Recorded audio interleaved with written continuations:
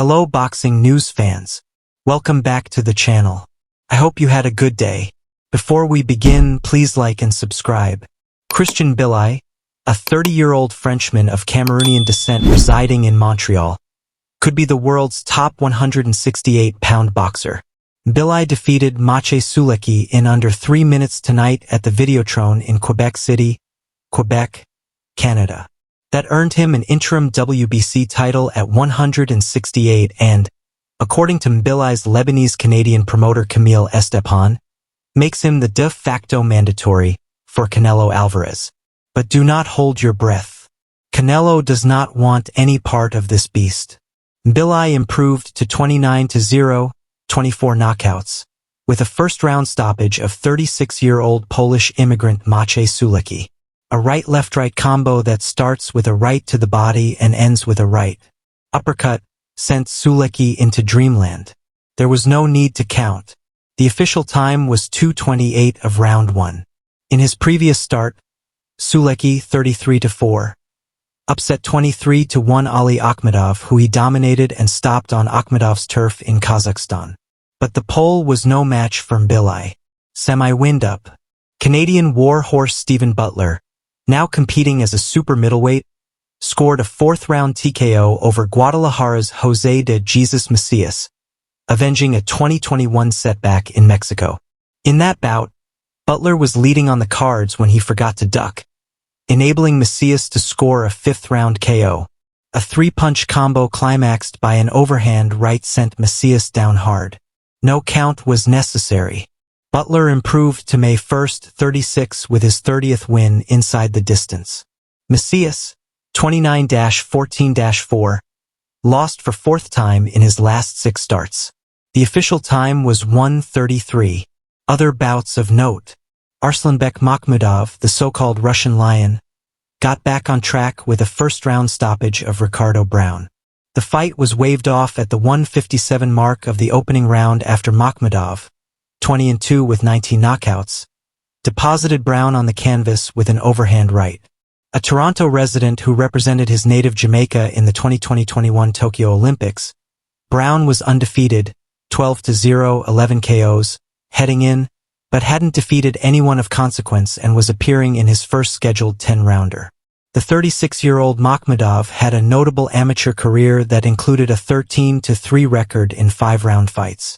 Fast-rising junior welterweight Johan Orobayo, a 22-year-old Montreal-based Colombian, blasted out Slovakia's Zsolto Sadin in the opening round. Orobayo scored 2 knockdowns before the bout was waved off at 2:57 of round 1. The second knockdown was a sweeping left that came after Orobayo paralyzed Osadin, 27-4-1, with a body punch. The Slovak bounced right up after going down hard but was in no condition to continue. It was the first scheduled 10-rounder for Orobayo, 14-0, 12 KOs, who appears to have a very bright future.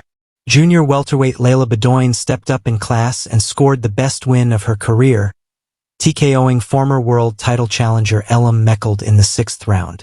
A 29-year-old Quebec native, Bedoin, 13-1 with 2 knockouts, retained her secondary WBO title.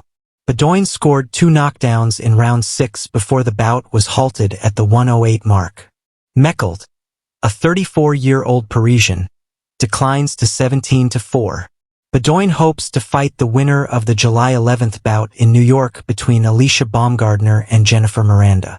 At stake will be 3 pieces of the world female 130-pound title. Nova Scotia junior welterweight Wyatt Sanford, a bronze medalist in the Paris Summer Games, improved to 3-0 at the expense of Mark Andrejev, winning a wide 6-round decision. The judges had it 60-53 and 60-54 twice. Sanford has been a busy beaver. This was his 3rd fight in 6 weeks. Andrejev, 4-2, was purportedly a 9-time national amateur champion in Estonia. Deontay Wilder calls himself a walking, living legend. But the former heavyweight champion and his advisor Shelley Finkel know that his brand has been badly tarnished. To restore it, the Bronze Bomber plans a series of warm-ups, his term, that he trusts will lead to a world title fight in 2026. We're tuning things up. I want to make sure everything is back to functioning as it used to, and even better. The first of those tune-ups took place tonight in Wichita with Texas no-hoper Terrell Herndon in the opposite corner. Herndon was reluctant to let his hands go, and it was a stroll in the park for Wilder, who emerged victorious via a 7th-round TKO. Referee Ray Corona halted the match at the 2:16 mark with Herndon on his feet but making no inclination to fight fire with fire. Wilder was credited with 2 knockdowns in rounds 2 and 6, although Herndon wasn't badly hurt on either occasion.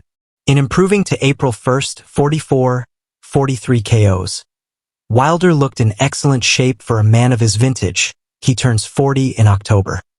He never did uncork his explosive right hand to any devastating effect, but he used his jab more effectively than had been his custom and kept his composure throughout. Herndon, whose strategy was to continuously dip low so that Wilder couldn't get any leverage behind his punches, was stopped for the 5th time as his ledger dipped to 24-6. The card, which had an embarrassing undercard, was promoted by something called the Global Combat Collective.